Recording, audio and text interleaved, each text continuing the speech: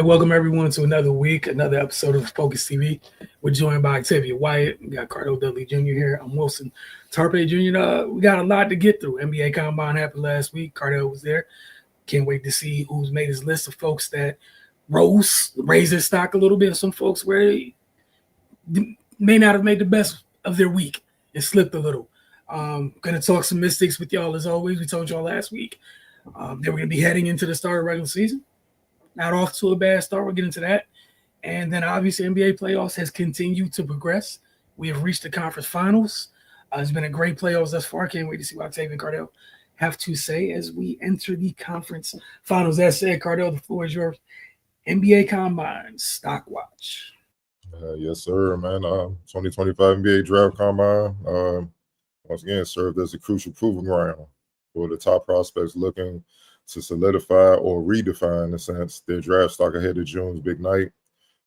With top executives, scouts, and coaches watching closely, several players seized the moment and boosted their profiles through standout performances, athletic testings, and team interviews.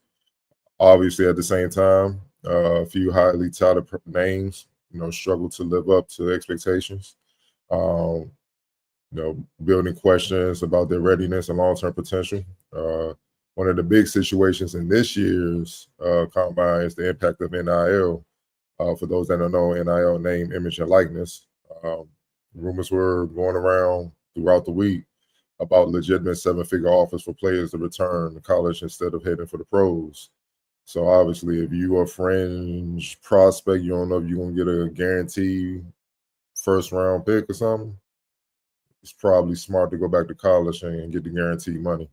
Or be left with nothing, you know what I mean? So, as the dust settled in Chicago, the combine once again proved to be a place where some showed improvement, others saw they had work to do to be part of the association. I'm going to start off with the risers. VJ Edgecombe out of Baylor, 6'4" guard without shoes. All these heights are without his shoes. Wingspan 6'7.5", weight 193 pounds. He was the first player that went through the testing, and he pretty much set a good standard right away. His athleticism is eye-opening, honestly. You see it in games all season. You saw it in games all season. Saw it on film, but he definitely solidified himself as one of the top prospects in this draft. His 3-and-D potential and projection it's clear. It's undeniable. He did well with lateral quickness and his vertical to pretty much show that he can impact, or at least has the potential to impact on both ends. Obviously continuing to build his skill set, his shooting or whatnot. He finished the lane agility drill in 11.27 seconds, shuttle run at 2.93 seconds, at a three-quarter court sprint, 3.2 seconds, and had a standing vertical leap of 30 inches and a max vertical leap of 30 inches. So, he's 6'4". He could play a lot bigger than what he is with his athleticism, and that's key. And obviously, in today's game, with the pick and roll coverage, the spacing, space and pace, you gotta have defenders that are versatile, that can guard multiple positions and can cover ground. And he checks all those boxes. Meanwhile, on the office, man, be able to make something happen. We know he can get down here and score and finish strong. Just continuing to prove his three-point shooting, which is open up his game a lot more, as well as his playmaking, man. But that'll come with time. But right now he appears to have all the tools to jump right in and make an impact defensively. And those are in abundance across the league. You need those guys because there's very few of them. And meanwhile, the systems and like I said, the systems they're very team to team as far as emphasis on three-point shooting, moving the ball, and the spacing. You need defenders, or it's going to be a long night for you every night. Next up is Drake Powell of North Carolina. You can say he's a wing, but he played a little guard as well. 6'5", a little over 6'5" without shoes, 7-foot wingspan, 200 pounds. By far, he was the best overall athlete at the combine. In some metrics and some drills, it was close, but for the most part, he stood above the rest. 10.71 in the lane agility drill, 2.79 shuttle run, 3.7 three-quarter court sprint, 37.5 standing vertical. That means from a standstill, 37.5 inches with a 7-foot wingspan and a 6'5". And his 43 max vertical, it was the tops at the combine. So that gives you an idea of the potential and the damage he could do defensively with his range and how he can cover ground, his length, getting in passing lanes, bothering ball handlers, contesting shots, and then getting out on the open court, man, with his athleticism, man. It ain't gonna take much for him to be at the rim finishing, man. So that alone boosted his stock tremendously, man. You know what I mean? Just his defensive potential. You heard, talking to some, evaluators from other teams. They kept saying OG Anunoby, and you see the damage he's done in the playoffs on that end alone. So, yeah, again, if people haven't been paying attention, guys that can defend multiple positions and make plays, it's one thing to be able to get stops, but make plays on end, they're in high demand in this draft. So he's one of them. Just that his testing alone just solidified, all right, he's more than good on that end. Next up is Cedric Coward, transfer to Duke, guard forward, 6'5", without shoes, 7'2" wingspan, 213 pounds. Difference between him and Powell, he's not as bouncy as Powell, even though he tested well. The difference is he's athletic and he can shoot the hell out of the ball already. And off the dribble shooting drill, he was 23 of 30, spot up 18 of 25. And then doing a star drill where you literally just drawing a star on the court. That's what that is. For people that don't know, he was 17 to 25. And that star drill is designed to fatigue you as you go in. They want to see if you can make shots as you're tired. That's what the whole point of the star drill is. He was 17 to 25. So a lot of these prospects that stood out as far as defense, offensively, he's probably the most ready to go out of most of them as far as being a spot up shooter, 3-and-D guy right away, man. Look, he impressed, no doubt. He impressed. But obviously, he transferred to Duke. He got a tough decision to make. He gotta see where he's staying. If he can get a high enough, I'm sure if he can get a high enough pick in the first round, guaranteed, then yeah, it makes sense to go. But if not, he'll be at Duke terrorizing people, man. He's a special defender. If you haven't seen him play, I advise you go check out his film. He's a fun one to watch, man. But the shooting aspect separated him from the pack, in my opinion. Next up is Trey Johnson, 6'4" guard out of Texas, 6'10" wingspan, 190 pounds, projected to be a lottery pick. But again, another one that can do a lot of things on a defensive end with his versatility, but he's also nasty as a guard, man. He gets it there, man. He can score from all three levels. He can facilitate, natural leader. His tools, his all-around game offensively separates him. But man, when you 6'4" as a guard, and then you got a 6'10" wingspan with his athleticism, that just separates you. And to me, he's more of a point guard. Even though he scores, he's more of a point guard than a two, but he can switch between both. But with the 6'10" wingspan, his athleticism, he can guard 1 through 3. You know what I mean? Especially as he bulk up and add weight, he'll be able to hold his own on that end, man. So, he's a special talent. And that's why he's projected to be lottery. Obviously, when you project to be lottery, you don't need to play. You did a test and interview for the most part, man. And they'll catch you in workouts and pro days down the road, but he didn't need to play at the combine due to his high projection. And all he did was add to that projection. So for him, it's just maintain it throughout the pre-draft process, and he should hear his name being called fairly quickly on draft day. Next up, it's a guy that I got a lot of texts and calls about while I was out in Chicago. Kaman Maluk out of Duke center. Just under 7'1" without shoes, wingspan 7'6", 252 pounds. But we know what he is, man. He showed that Duke defensive anchor, block shots, rebounds, run the floor, great at setting screens. And the reason why I got a lot of calls and texts about him is because people are hopeful that the Wizards get him. You know what I mean? And that's the whole point. Because what he's strong at right now, the Wizards need. But we'll see what happens on draft day. But the reason why his stock rose was because he came in with people who's like, all right, he's raw offensively, it's going to take time. But when he got in shooting drills and, being able to show some of his offensive game, you realize he's not as far off as you thought, man. He has good mechanics on his jumper, mid range. He can hit it, one dribble pull up, two dribble pull up. Got to improve from 3-point range. But the whole point is he's capable.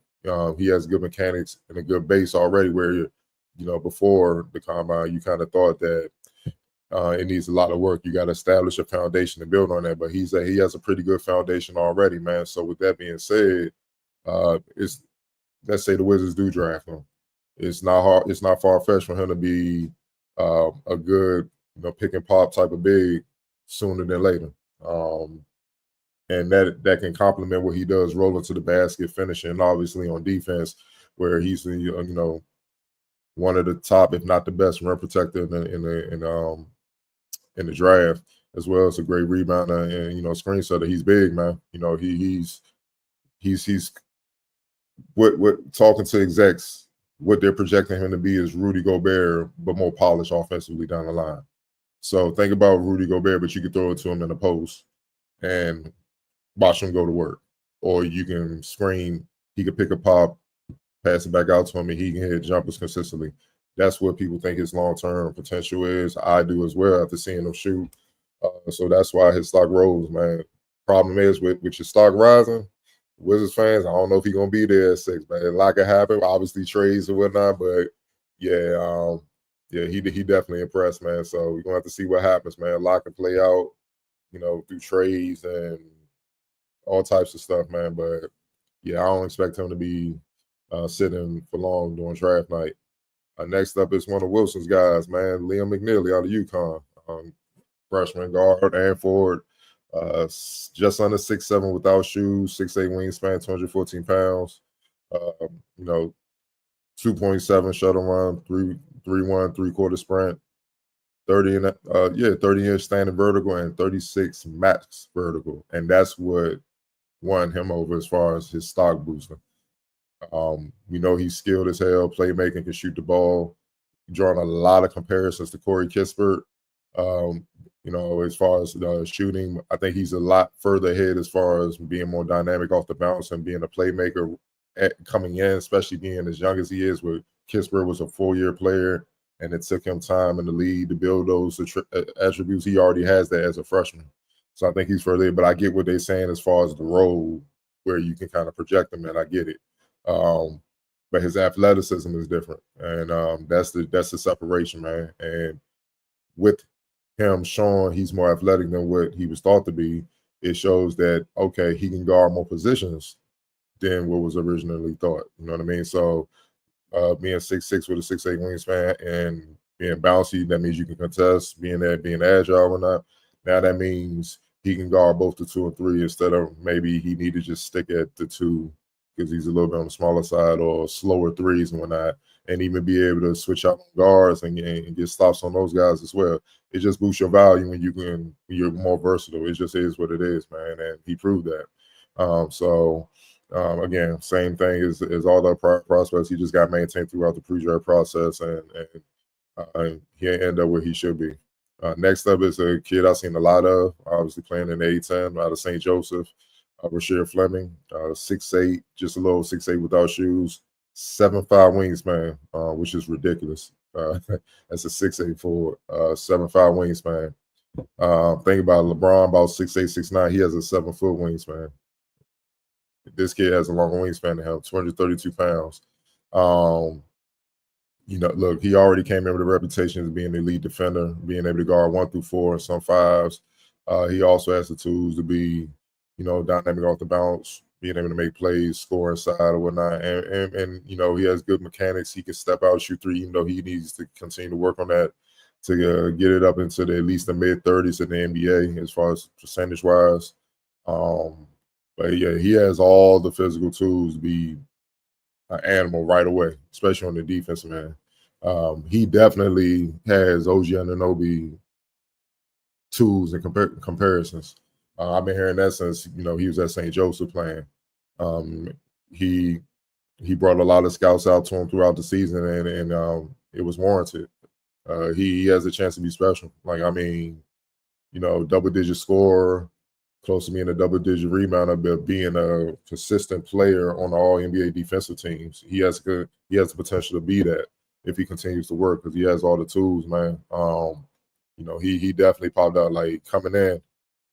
If you just told me he had excuse me, my bad, it's not a 7'5" wingspan, it's actually a 7'7" wingspan. So if you just told me at 6'8" he got 7'7" wingspan with the damage he could do offensively and his versatility on both ends, I'd have told you he was lying. But with that package, it's hard to pass up on that, man. So he would absolutely have to just stink up the joint in workouts and interviews for him not to hear his name called in the first round. Now, on the flip side, the players who fail, I know local people don't get at me, but if you know me, I'm gonna keep it 100. Look, Derek Queen, out of Maryland, height without shoes, 6'9", wingspan 7 feet, 247 pounds. Look, the boy's skilled as hell. We know that. He gets it done. He plays basketball, and this is the balancing act when you're looking at prospects. How much should you value the metrics over what you see being displayed on the court in games? And that's the give and take thing, because they both go hand in hand. But with that being said, lane agility drill, 12.45 seconds. Shuttle run, 3.2 seconds. 3/4 sprint, 3.5 seconds. Standing vert, 23.5 inches, and max vert, 20 inches, man, 28 inches. He didn't test well at all. Just being honest, you just read off the numbers, man. For him, and that's the concern, because obviously when you don't test well, you don't move well, you don't jump well in the league. I've said it before and I'll say it again, they're ruthless at attacking guys like this who they feel can't defend. So yes, as lethal as he can be on offense, defensively, if he can't get stops, he's just gonna give it right back, and it's gonna be hard to keep him on the court. And obviously with his size and stuff, you can't have him guarding threes and stuff like that. No one on the perimeter consistently. So he's gonna have to guard bigs, but he can't jump. You know what I mean? So think about the fours that you got to deal with. Like even in the playoffs right now, look, you got to deal with Julius Randle. You know what I mean? You got to deal with Rudy Gobert. Knicks, OG Anunoby down there at the four sometimes. Mitchell Robinson, Karl Anthony Towns. I'm just throwing some names out there. Pascal Siakam, Miles Turner, all those, like those are the guys he has to deal with, at the next level, man. You know what I mean? And I know people saying, well, they got to deal with him.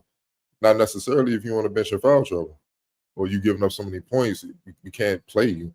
So he has to do some things as far as changing his body to get more athletic and really get on the regimen and stick to it. I think if he does that, he'll be able to find a way, because he's not the first one with these kind of numbers. Like I'm pretty sure, he gets a lot of comparisons to Zach Randolph because of his offensive ability or whatnot, even though his ability to score the ball, even though I think Zach Randolph is a better shooter. But I think Derek is a better playmaker.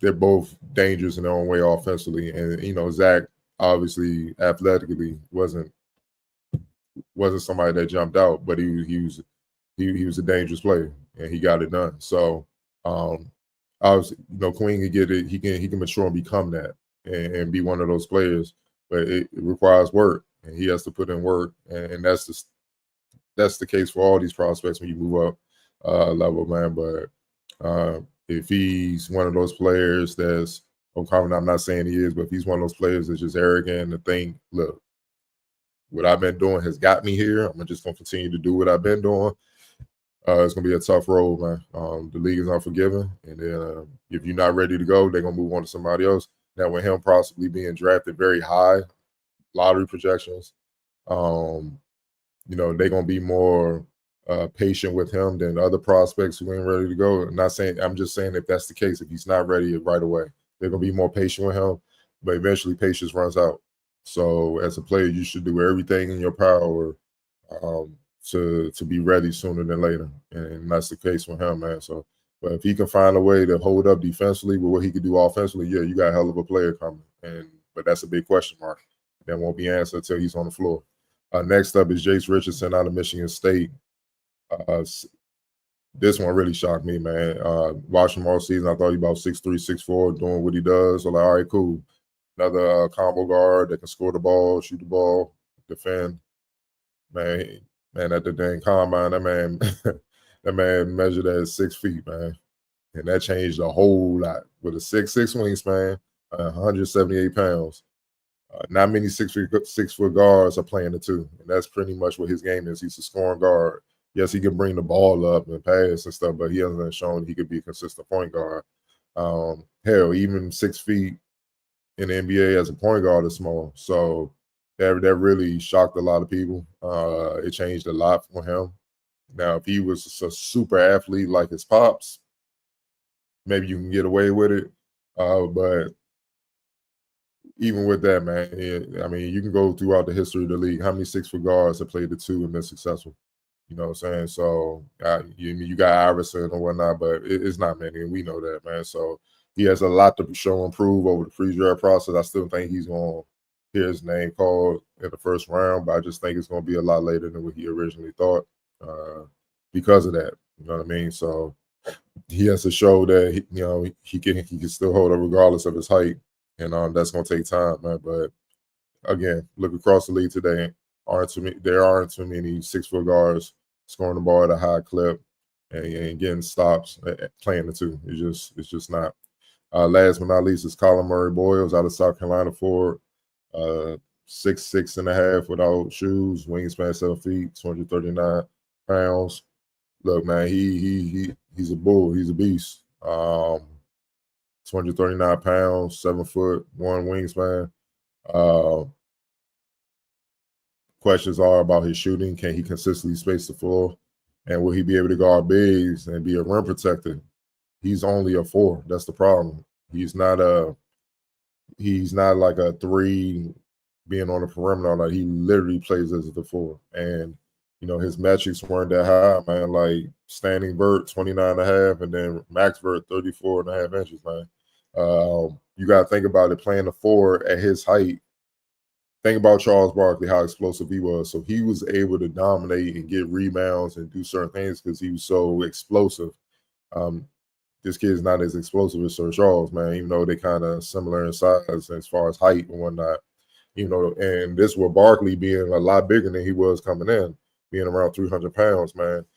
He just lacks the athleticism, and that's why his stock dropped. He's a beast. He's rugged. He's tough. He has some versatility in his game. But the lack of athleticism, man, it's concerning. You know what I mean? Especially to play the 4. The smaller you are, he's basically a shooting guard playing the 4 in the league today.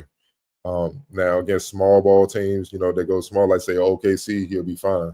You know what I mean? Because they got guys around his size and athleticism and whatnot. The problem is the next time we play a Giannis, or you play Dallas, you play AD. You see what I'm saying? And that's just that's a tough assignment for somebody like that, man. If you don't have the athleticism to be undersized as he is. But again, workouts, he has a chance to change people's minds and show them otherwise, man. So we're gonna see what happens over the next few weeks until the draft comes. There were a lot of other players that also made their mark or whatnot, but for the most part, these are the guys I felt really stood out as far as rising and dropping over last week in the combine. Appreciate the list, and it's just something to keep an eye on. Like you said, even for those that fell during that time and still got an opportunity in the pre-draft process to make up ground and make lasting imprints for all members of the draft. You only need one team to like you. That said, those that took advantage of that weekend, that goes a long way. I'm still trying to grasp the 7'7" wingspan, 6'8". That's a center's. That's a long wingspan for a center. Let alone wing. Go ahead. That's absurd. You brought up McNeely. I remember I saw that during that day when people were talking, just whatever the draft is, NFL Combine, NBA Combine. That's the biggest thing is you got an idea, you got what people list people as and their player guys, and you got what people actually are listed as, which is always the fun part come Combine time. So Liam looks like maybe 6'8" in shoes because of the height without shoes. I thought the whole year he was 6'5". That's what people are talking about him as, 6'5", 6'6" in shoes all year. Again, there's a lot of wings. You've been ringing alarm about bigs for the last couple of years. And now these wings, that end of the floor matters that people somehow forgot about and, came up with special things like two-way, which at one time it was just part of playing basketball is you got to defend, bro. There's two sides of the court, like it flips possession. So, hey, and again, I think it's great for those players that can fulfill that role. That's a luxury for folks. Like that's not a luxury. It's a priority for folks now, which is great. So people can finally maybe wrap their minds back around embracing how important the end of the floor is. And with Maluk, that's a large human being, man. And if the offense, the offensive base is advanced again, and this is not to knock Rudy Gobert, but where Rudy Gobert is now, however many years in, he didn't have a base offensively. You know what I'm saying? He's carved out a great career for himself. But again, imagine that foundation. That's nuts. That's crazy. But go ahead. When people say that this is the most skilled area, which I disagree with, but when they say that, offensively skilled. My argument is, well, if it's that, don't you need defenders to counteract that if you want to beat them? You see what I'm saying? You need defenders. You need guys, and you need guys that can guard multiple positions. Because what do most teams like to do? Just switch. Because guys are so crafty coming off screens and snaking the screen and creating mismatches. Now, defensively, you don't necessarily have to be willingly to give them that mismatch. That kills me as well, man. But at the same time, that's part of the game plan, and I think a lot of coaches across the league, these dudes are lazy. We understand what we're dealing with. So we need guys that can hold up even when they don't want to switch and stuff like that. And that's what you seeing. And I'm loving it. I'm loving that they're emphasizing guys that they can sell on defense, because for the last few years, where everybody's trying to copy the Warriors, shooting. Well, then on the other end, you got all these shooters and they're matadors on defense. It's like, goddamn, dog, we can't guard nothing. And it gets bad quick. You see what I'm saying? So it's just good to see versatility and guys being able to impact the game in multiple ways, being coveted again, like how we were growing up and stuff it is what it is. Think about it, Hall of Famers like Scottie Pippen, Dennis Rodman, they were drafted for their defensive potential. But then the offense came with that as they continue to work, and you get what you got. Not necessarily Dennis, but he still got his points here and there, but he just became an all-world defender. Sprewell, another one. Athleticism, size, being able to guard multiple positions. Give you 25 and 5. Develop into that along with the defense. So when you have players with those tools, man, the sky's the limit, man. And I think NBA teams are going back to the old school ways of evaluating prospects, man, because understanding the Warriors are the Warriors, no doubt. But there's only one Steph Curry and one Klay Thompson, man. Those dudes are different. So build your team how you need to build your team. How about that? Crazy, crazy idea. And we're looking at, we'll get to it in a little bit, 4 teams that are left. They all play defense. Rosters look different or what have you, but everything you just listed, talk about the versatility or whatever, you find there's several types of those players along all 4 of those rosters that preach the importance of that. And it's no wonder why all 4 of those teams are left when you look at what their rosters are comprised of. Matter of fact, that article that just came out a few weeks ago on Anthony Edwards, that's the reason why he was the number 1 pick that year when everybody was screaming LaMelo and James Wiseman. That's why he was the number 1 pick, because of the metrics and stuff said defensively he could be an all-NBA defender but still be able to get you 20, 25, 30 points a game. His potential is in that mode. And when he's coming out draft, man, he remind me, he's in that D-Wade, David Thompson mode with his height, you know what I'm saying? And that means both ends impact. And shit, now what he is now, man, he has the potential, if he keep going, to be better than both of them. But it ain't too shabby to be on that level either.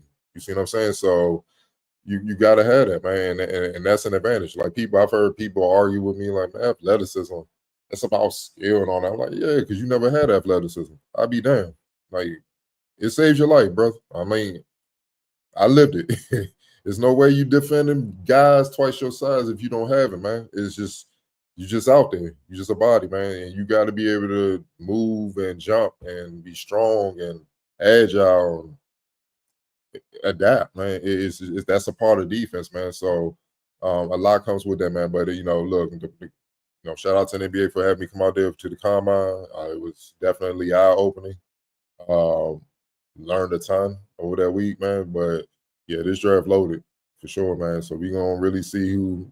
And it's not just the top guys, like even the second rounders, the undrafted guys are talented enough to be able to make an impact next year if they give an opportunity, man. So we're gonna really see who can evaluate this year for sure. That's what I like. Let me see what your scouts know, or how much money you put into them. Let's find out. Good organizations, gonna clean up. Bad organizations, you want to take a couple swings, miss real bad. And the people that you could have took are going to, make lasting contributions. Going to slide over to the W real quick. The Washington Mystics opened their 2025 season last weekend, starting with the first of two games. The first was Friday's home opener against the Atlanta Dream. We saw Washington take control of that game in the third quarter. And they won that period 30-25. They were led by their defense, a route to a 94-90 win. We saw Brittany Sykes lead the way with 22 points and 5 assists. Sonia Citron had 19 points, and Kiki Ariafin added 14 off the bench. She fouled out, but again, I'm not going to knock any rookie who your first game in the W was, hey, here's Brittany Griner, one-on-one, live and deal with it. You had 14 points. You held up pretty well. BG's going to get points eventually. Like it's a part of life, but you held up enough for your team to come out of there with a W. Washington then traveled to Connecticut to face the Sun. They got off to a slow start, as you guys see here. They fell down by as many as 15, and then they rallied. They cut the deficit to 10 by the end of the first quarter. They won the second quarter, and then they closed the fourth quarter out strong, winning 30-20.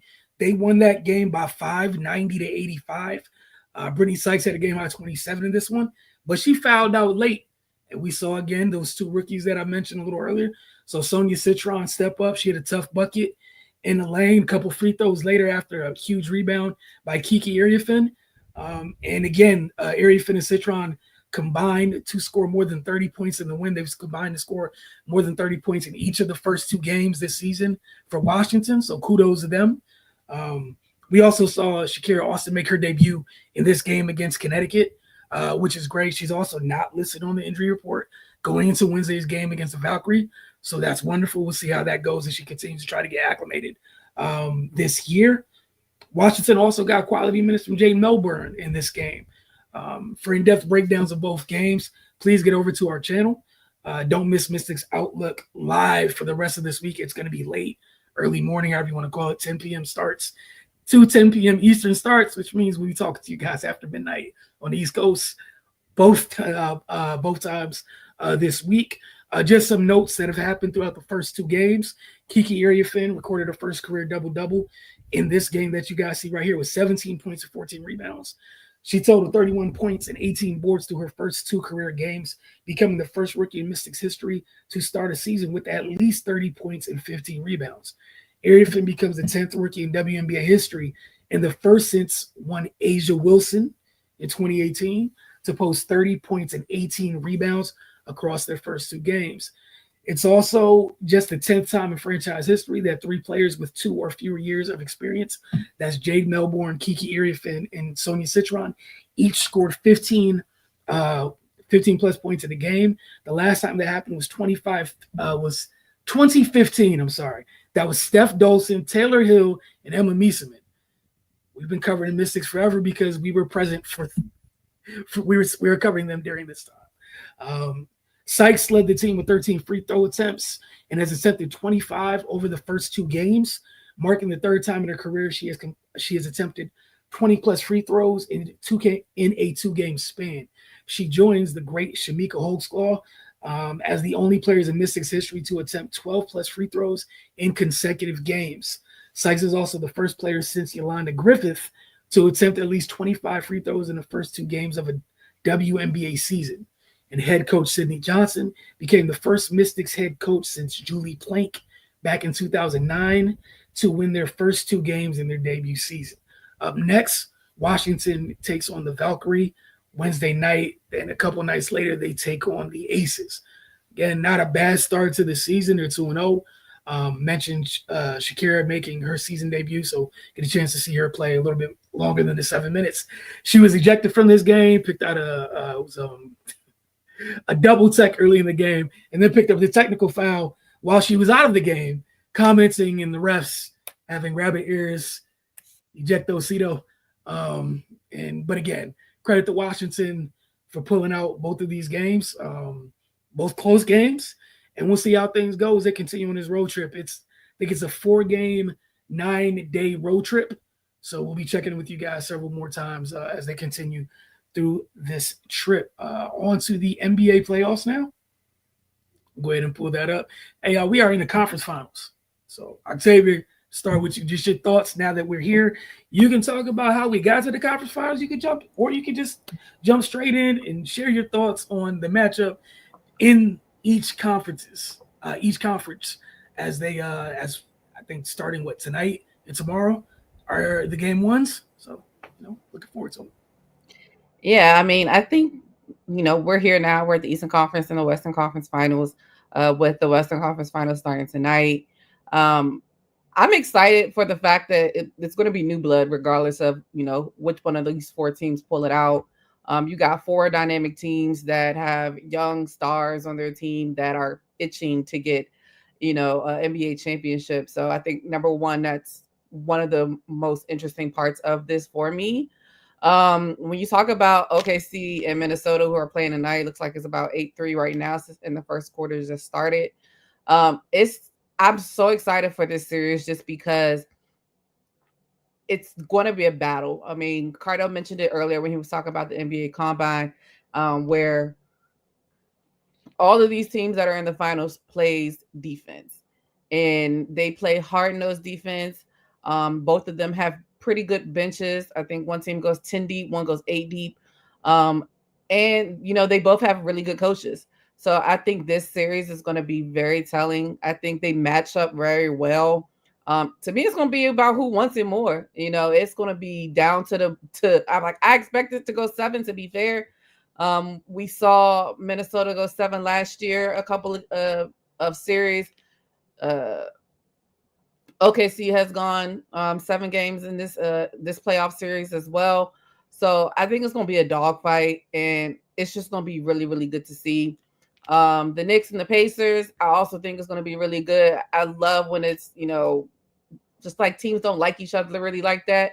You can kind of see that a little bit. Of course, we know Tyrese Halliburton has a little bit of a chip on his shoulder.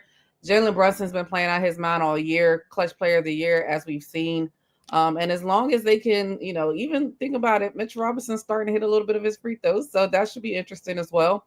But they play hard-nosed defense as well. We know the type of team that Thibodeau coaches.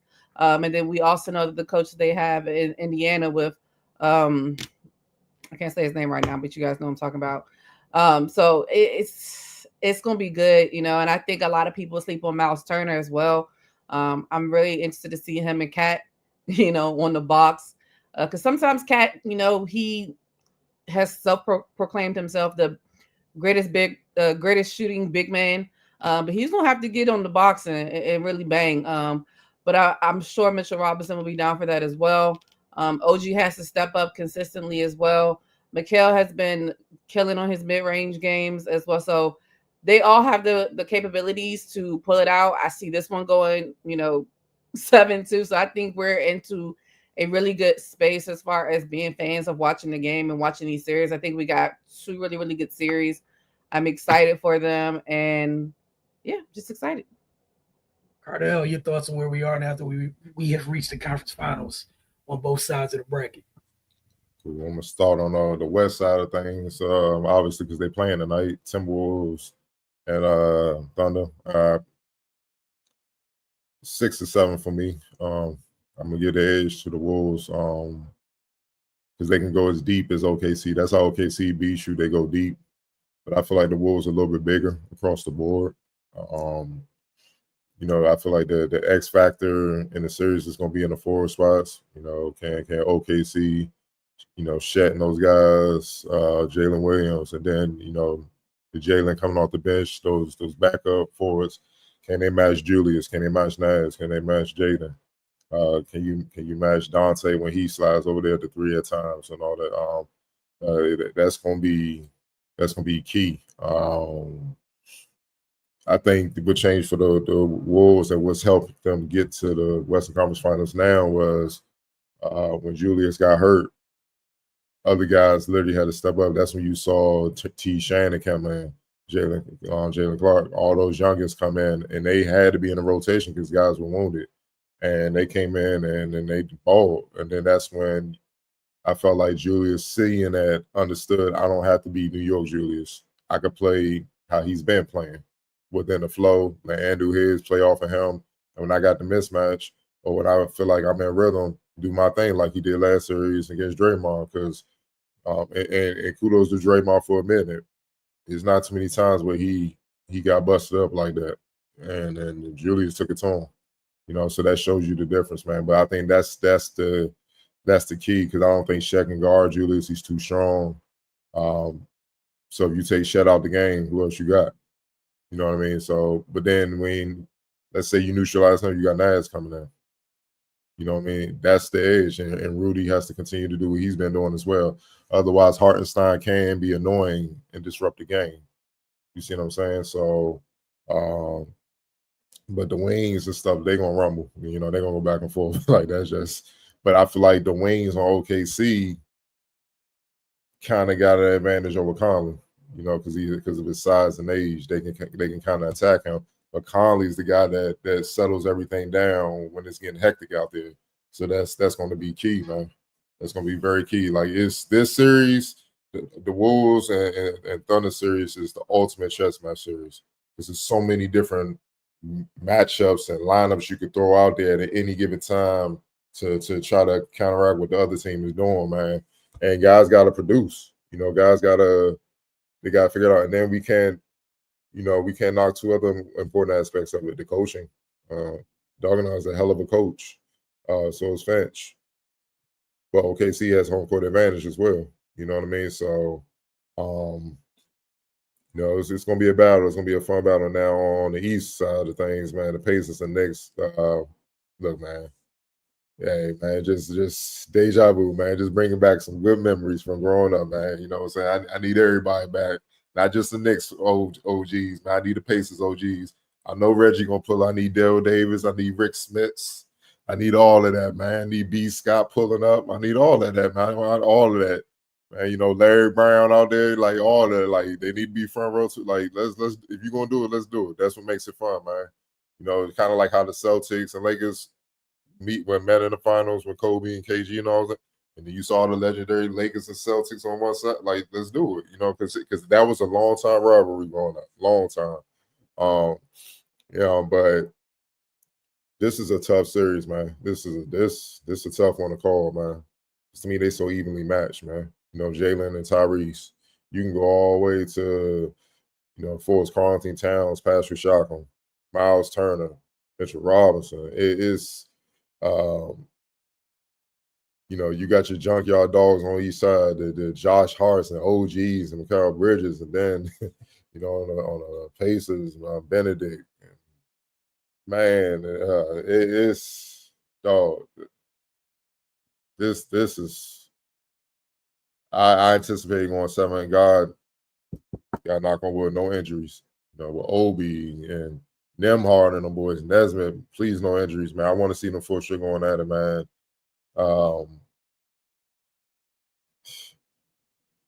You know what? This is tough. So the Knicks got home court. That might be the edge. The home court. That might be it. Because role players don't play the same on the road like they do at home. And it's so close. That might be the edge. It just might be if they don't get injured or whatnot. It's going to be real interesting because Tyrese and Jalen got hold of defensively. He got a hold of because he can't guard nobody else. Like, he really can't guard nobody. Like, he has to fight over screens and stay with Tyrese. And Tyrese he on one. He in kill mode. So any day, like, that thing going up, and it can get bad, man. But Brunson can get him in foul trouble on the other end. He gonna have to defend it well. But I don't even think he will guard Brunson. I think he'll guard somebody like Mikal or something like that. I think they're gonna put like who knows what Ray Carlisle got under his sleeve, man. He might be crazy. Like, I'm gonna just put pass throw on him, man. Go ahead there. Yeah, I'm gonna nip this in the bud early, man. Like, you know what I'm saying? So we're gonna see, man. And then the real protection. That's gonna be key as well, because both teams start off. I mean, obviously hitting shots from the outside, but getting easy points inside, man. So can you score consistently with Miles Turner down there? Can you score consistently when Mitchell Robinson and Carlton Towns are in there? It's just so many. Damn, this is tough, man. I guess the Knicks got the slight edge because of the home court. Because I expected to go 7 if they stay healthy. Obviously, I think this going 7, and I think the home court is going to be the difference, especially with the Knicks fans being on one like they've been throwing trash at people and stuff. They going like, bro, like, can you imagine if it's a Game 7 MSG with a chance to get back to the finals, man? It's going to be insane, bro. It's gonna be insane, man. I don't think some of them young bulls on the Pacers can handle that heat. That's different heat.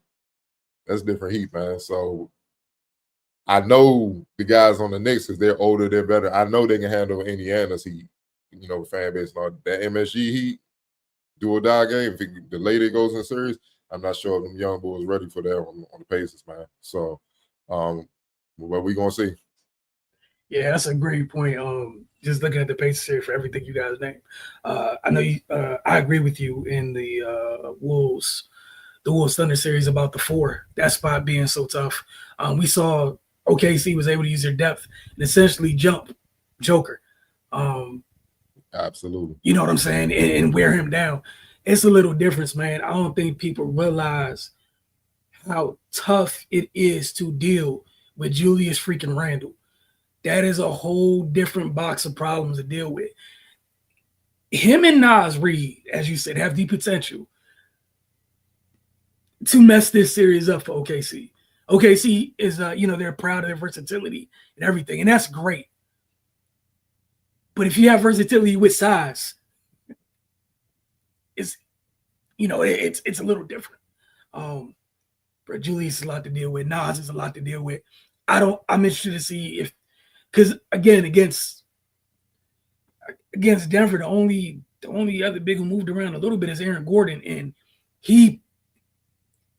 how he play his game is nothing like what Minnesota's fours play like. It's just something totally different to deal with. Aaron kind of plays off of Joker more so, where we've seen at different times. You get Julius one-on-one in a matchup, he's just going to eat until you bring help. We've seen Naz during his time as a reason he got extended over there. Like, he'll go nuts if he's not dealt with appropriately. That's just tough. Like you said, with the rest of the roster, bro, SGA and it's gonna be fun to watch them dudes go at it. Jaden McDaniels on the wings, Caruso and his pestering behind. Like, it's gonna be fun to watch.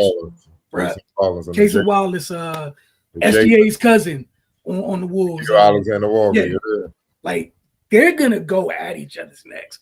But those 2 fours the Wolves have, like, those are 2 great trump cards to have. Where it's just like, yeah, everything's kind of similar, but here,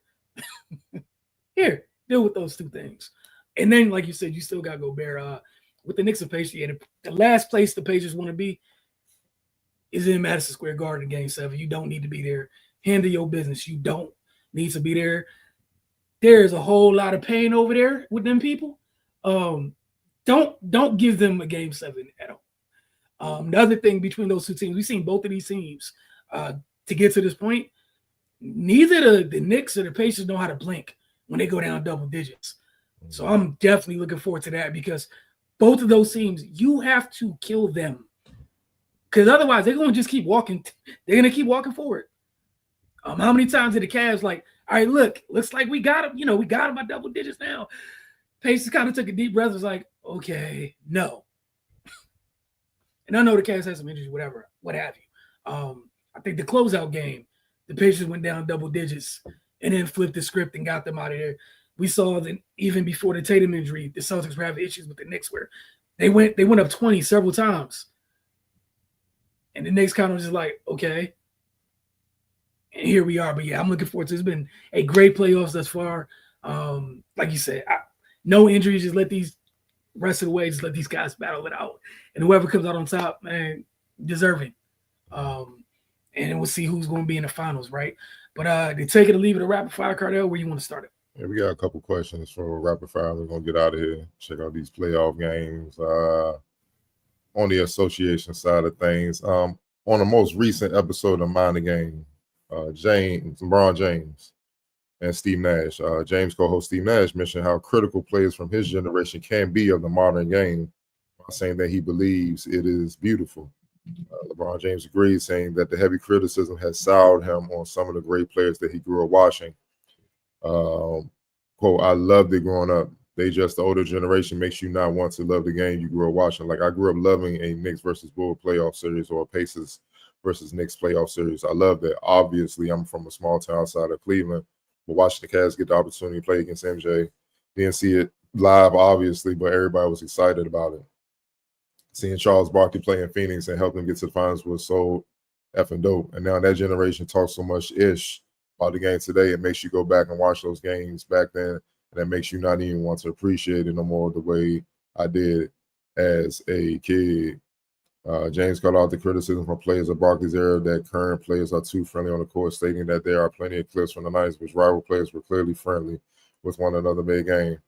Nash, who's 11 years older than James, but also straddles the two eras, definitely falls on James' side here, although he also tipped his cap to the relentless competitive nature of older players helping to find that era of basketball. Memories are followable, memories are not perfect, he said, but maybe it's also cool that that's who they are. They're competitive dudes and they can't let go. That's what made them great. Octavia, do you agree with these two guys on, not being able to deal with some OGs and their outlook on the game today? Sounds a little soft to me. Like you talk about, like they're competitors. They're always going to critique. But I feel like for the most part, I mean, I'm sure there are situations where, an older, because we've definitely seen situations where older players or former players have said some out-of-pocket things and we'd be like, you kind of tripping. But for me, for the most part, like I feel like they're just giving criticism of the game that they love as well. So I get it. So, you're in your feelings about how you feel like you're perceived today. But my thought is, y'all are probably going to be the same way when y'all are former players. Y'all are going to critique, what the product is that's on the court at that time. I feel like everybody's entitled to their opinion on how they feel about it. But I think that there are points made on both sides. There's definitely points made on the former player side that y'all are too friendly. Like as far as for my liking, like I'm not saying y'all gotta hate each other, and I'm not saying y'all can't be cool, but I feel like in the midst of a game, like you should hate this person to a certain degree. Like that's just the competitiveness that they have back in the day. And it seems like that has worn off as time has gone on. I think part of it is also just the era that we're in. Back in the 90s, there was no social media. So a lot of times you really couldn't have those type of conversations. You really couldn't get a glimpse into these players' lives and outside of them playing on the court.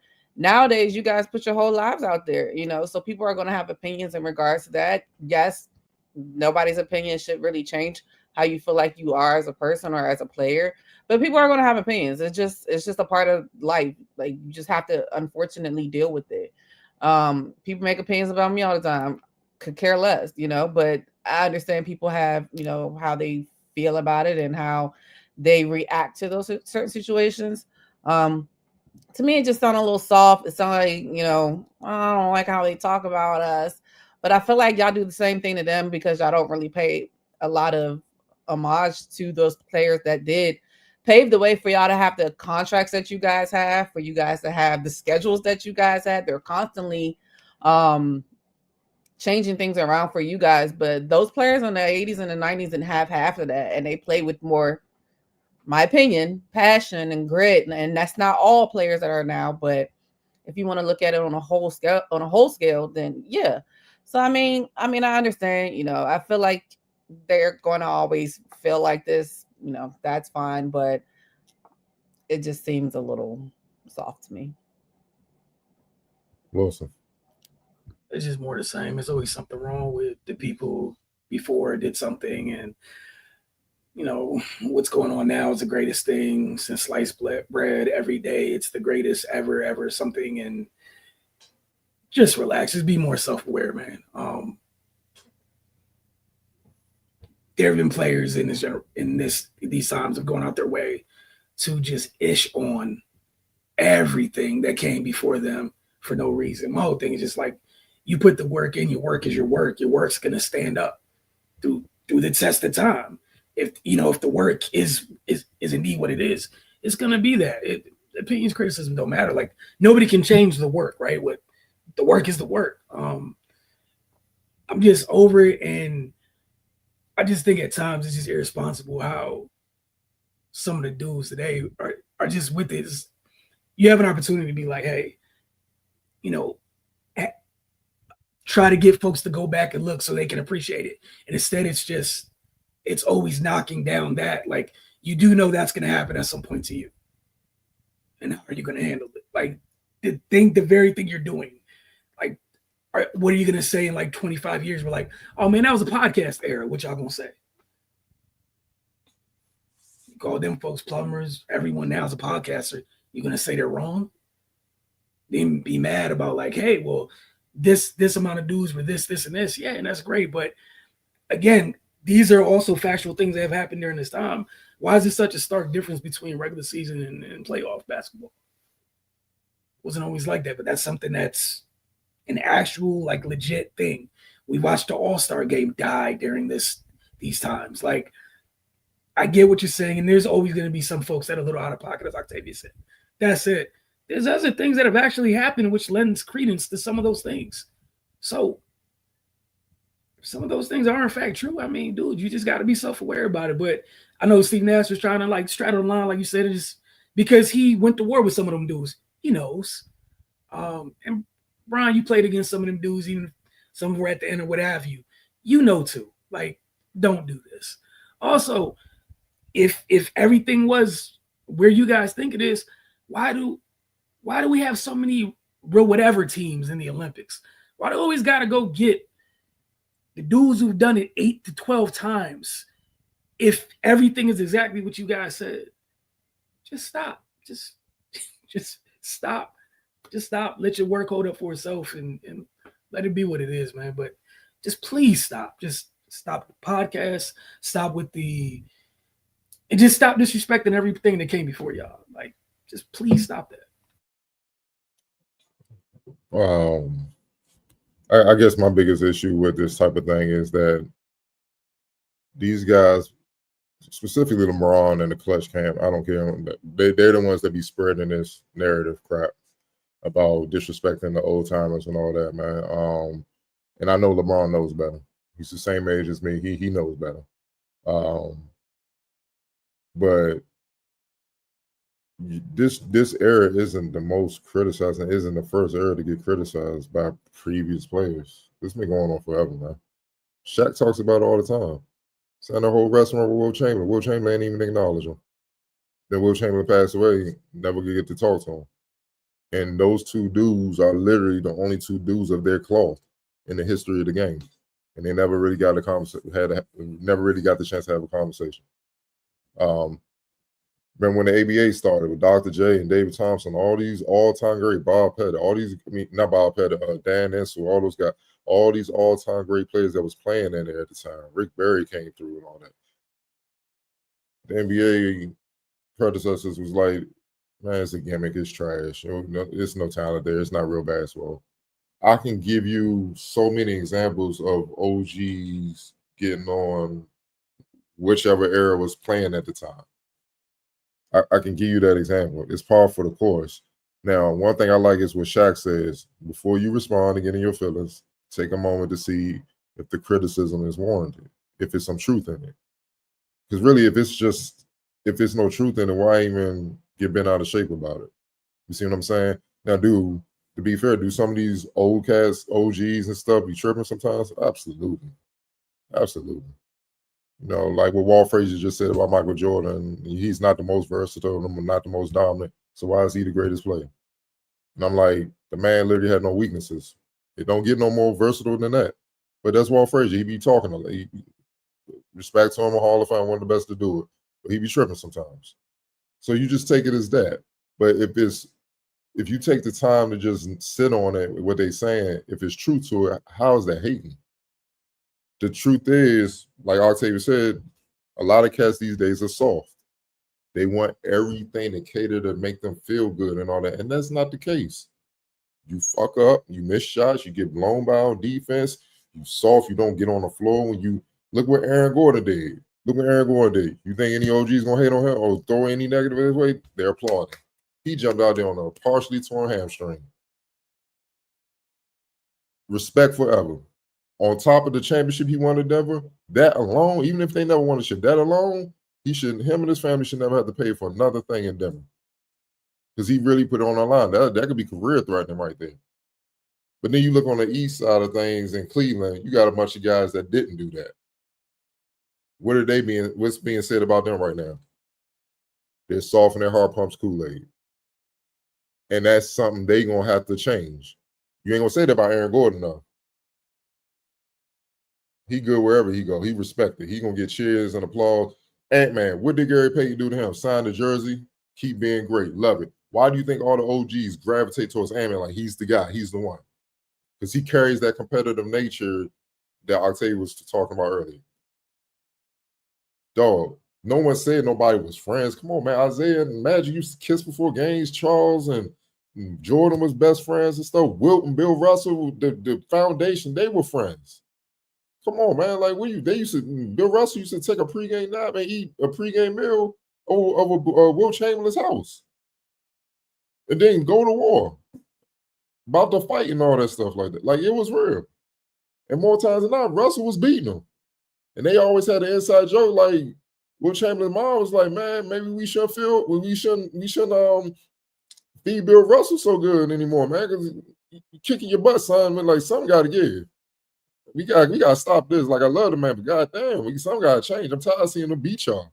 You feel what I'm saying? So it's been going on. But that don't mean when they step between the lines, all that went out the window. Like, it's truth in what a lot of the OGs say. And then when you saw the playoffs come, you saw the intensity rise. You saw the physicality rise. You saw defense allowed to be played again. And it brought back a great brand of basketball. Have you heard the OG say anything other than I'm enjoying the playoffs? This is real basketball. So I agree totally with what I say. It sounds soft, man. And LeBron knows better. Like, the narrative and the thing about this, him and this camp could try to spread this narrative about the old school today so much. Y'all could keep doing that all you want. The thing is, they're underestimated. People have eyes. And people are just as old as them and was watching games back then too. So you can't fool everybody. You can fool the youngest.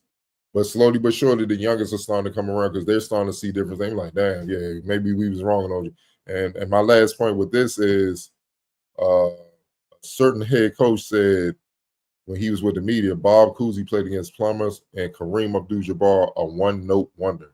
Kareem Abdul-Jabbar, a one-note wonder. Who was the head coach? J.J. Redick.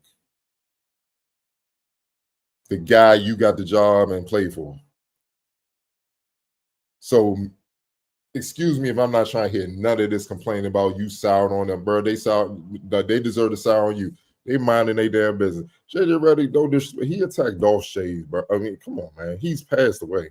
His son Danny played in the league. Like I said, his family proud of it being one of the pillars and foundation layers of the league. They helped build the league. Why are you taking shots at him about some damn shooting percentages and all that?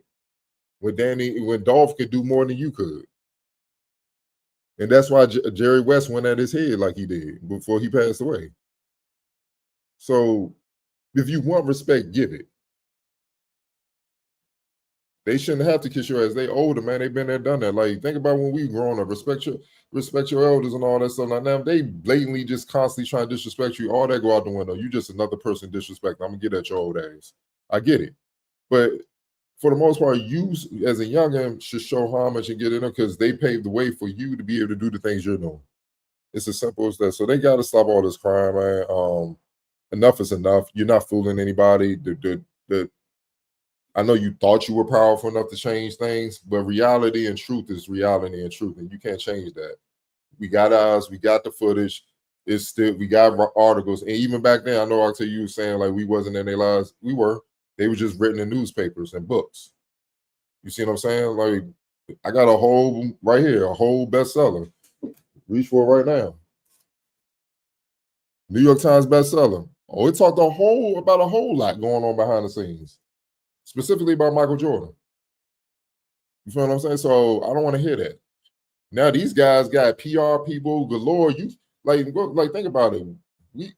They don't even allow all media in the locker room. All media used to be able to view practices. You can get in the whole fight and everything. Everybody can see it. They got so many restrictions and stuff to protect them, and they still feel like it's harder. It just sounds like a whole bunch of crying and stuff. And I'm not trying to hear about the social media aspect of it because social media is simple. Y'all can make enough money with somebody else. You can pay somebody to run it, hire somebody to run it, or here's an idea: log off, delete your account. You don't have to deal with these people. It's so easy to do. So I'm gonna leave it on that note, man. We ain't gotta get into another question because I know we big games playing, but they gotta cut this shit out. And Steve Nash, I get it, man. You ain't trying to rock the boat, man, but you know better too, man. He definitely is trying to walk down the smoothest of lines during that. I'm like, bro, all the things that have happened to you physically during the times you were playing. Seriously, sir? He know better. Seriously, sir. You were in some wars, dude. And then his peers, weren't they mad when he won MVP and Shaq? Oh yeah. Don't count. Itched on his awards. Those were cold. Hey man, like we said, we appreciate you guys. Thank y'all so much. Get at y'all next week, Mystics folks.